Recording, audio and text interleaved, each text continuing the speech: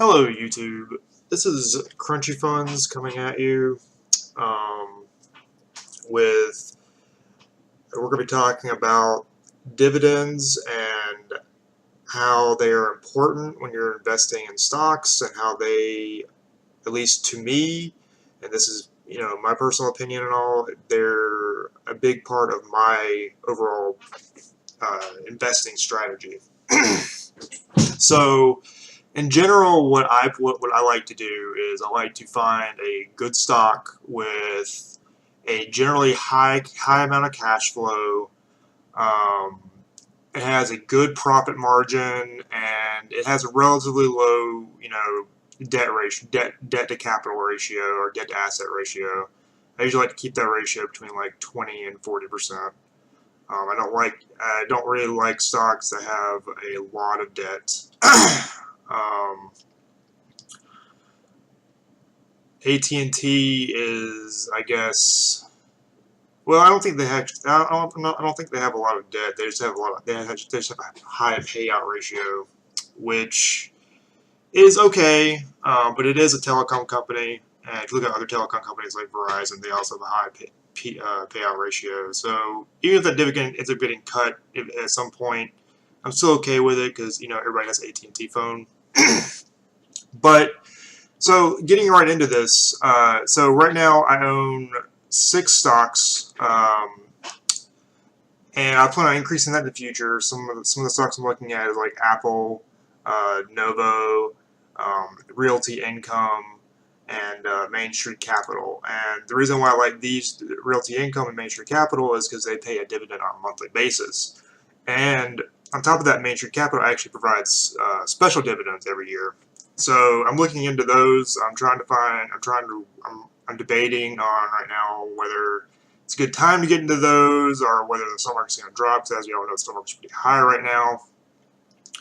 But getting into that, but getting into the rest of the stocks, I want to show y'all what I have and what price I bought it at, and what kind of dividends I'm getting right now.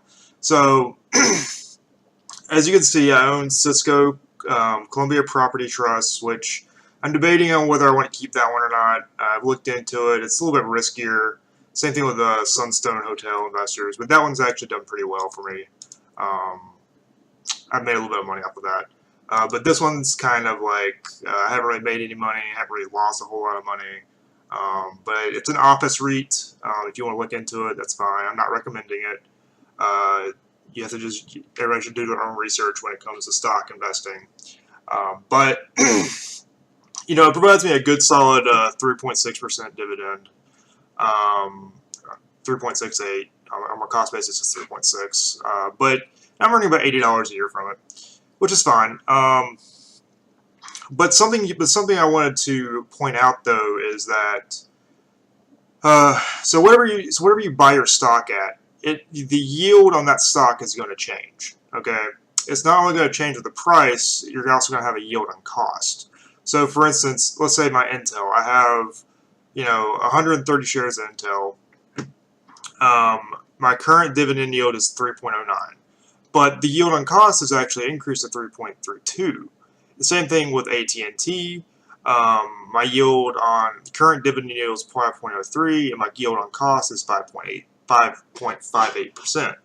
Now, how can this be? Well, it's because the yield on cost is based on the amount of dividends you're receiving divided by your cost basis of that stock. So whatever the cost average is of all your dividends reinvested,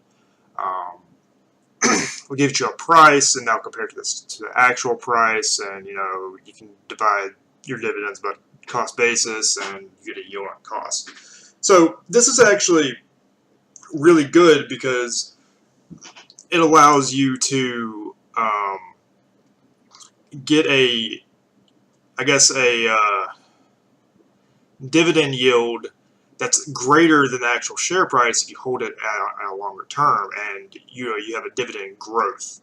So dividend growth is good for long term.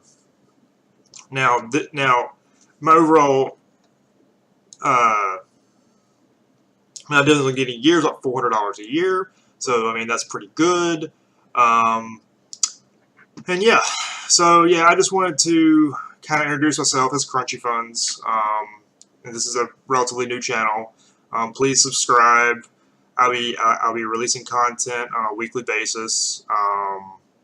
Hopefully a little bit quicker than that, depending on how work goes. Um, but yeah, I hope y'all enjoyed the video. I'm gonna try to provide good information for y'all in the future. Let me know if y'all have any questions, or if y'all want to look into any stocks, or I can tell y'all what I think of them, etc. Yep.